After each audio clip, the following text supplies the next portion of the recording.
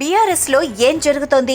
కేసీఆర్ స్థానంలో పార్టీపై పెత్తనం కోసం కేటీఆర్, కవిత, హరీష్ రావుల మధ్య ట్రయాంగిల్ ఫైట్ నడుస్తున్నట్లు ప్రచారం జరిగింది. కల్వకుంట్ల అన్నా చెల్లెళ్లకు తల్లిదండ్రుల్లో తలా ఒకరు సపోర్ట్ చేస్తున్నారన్న టాక్ కూడా వినిపించింది. అయితే ఇటీవల కేటీఆర్, హరీష్ రావు భేటీ అయ్యారు.